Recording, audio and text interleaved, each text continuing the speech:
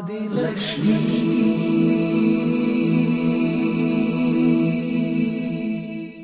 श्री धनलक्ष्मी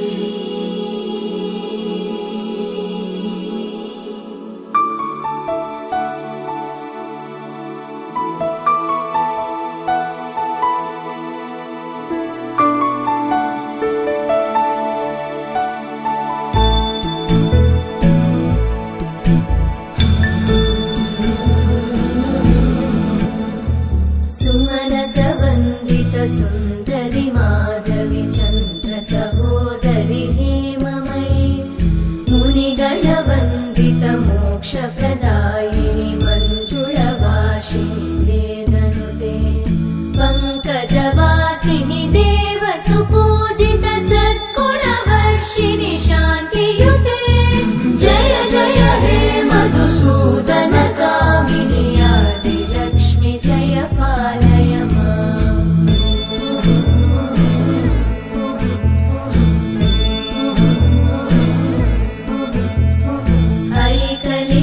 कल्मषनाशिनि कामिनि वैदिकरूपिणि वेदमये क्षीरसमुद्भव मङ्गलरूपिणि मन्त्रनिवासिनि मन्त्रनुते मङ्गलदायिनि अम्बुजवासिनि देवगणाश्रितपादयुते जय जय हे मधुसूदन कामिनि धान्यलक्ष्मी जय पालय माम्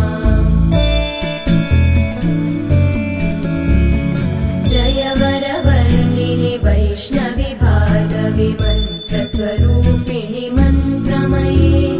सुरगणपूजित शीघ्रफलप्रद ज्ञानविकासिनि शास्त्रनुते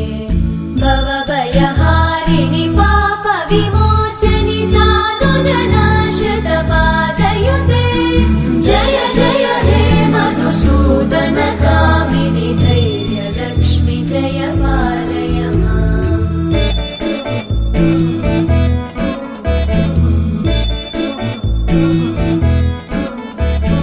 जय जय दुर्गतिनाशिनि कामिनि सर्वफलप्रद शास्त्रमये रथगज तुरगपदादि समानुत परिजन मण्डित लोकनुते हरिहर ब्रह्म सुपूजित सेवित तापनिवारिणि पादयुते जय जय हे मधुसूदन कामिनि श्री गजलक्ष्मी पालय माम्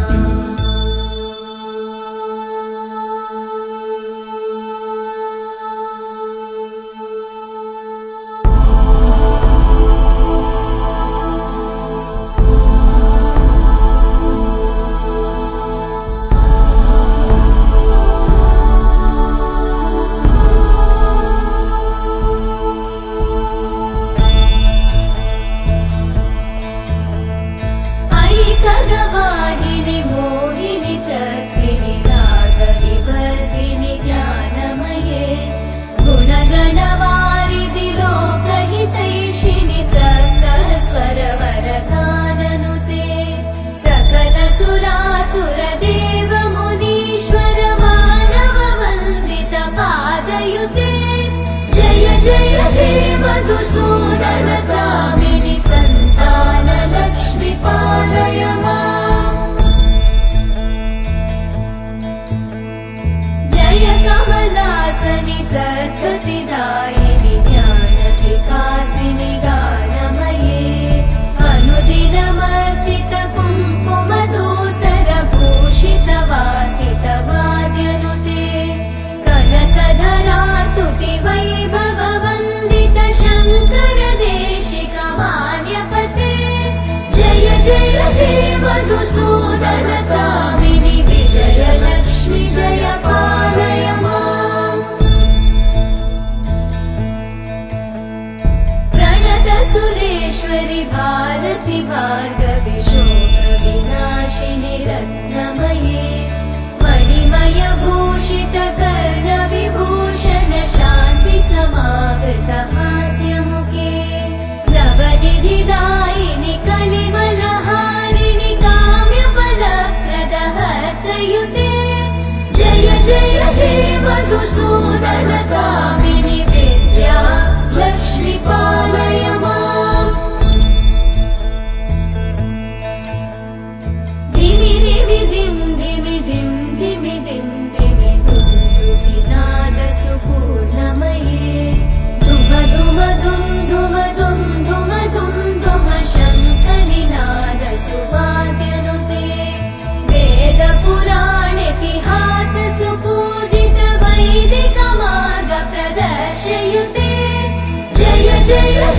मधुसूदन कामिनि श्रीधनलक्ष्मी पालय माम्। जय जय हे मधुसूदन कामिनि श्रीधनलक्ष्मी पालय माम्।